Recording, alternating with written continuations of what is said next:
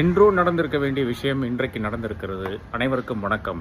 திரு கமலஹாசன் அவர்களை academy of motion pictures Oscar அதனுடைய கமிட்டிக்கு நேற்று இரவு, நம்மளுடைய டேட் இன்று, அவர்களை இன்வைட் செய்திருக்கிறார்கள்.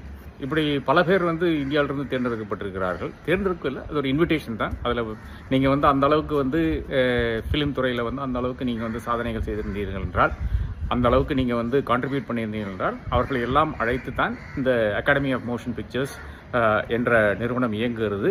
இவர்கள் தான் இனி அடுத்தது வாக்களிப்பார்கள். அதாவது யாரெல்லாம் மெம்பர்ஸாக இருக்கிறாங்களோ அவங்க தான் இந்த ஆஸ்காருக்கு இப்போ விருதுகள் இருக்குது இல்லையா, பெஸ்ட் பிக்சர், மோஷன், இது டைரக்டர், பெஸ்ட் ஃபாரின் ஃபிலிம், இந்த மாதிரி விஷயங்களுக்கு 10,000க்கு மேற்பட்ட நபர்கள் இப்போ இருக்கிறார்கள். அந்த நபர்கள் தான் இதில் வாக்களித்து ஆஸ்கார் விருது என்பது வரும்.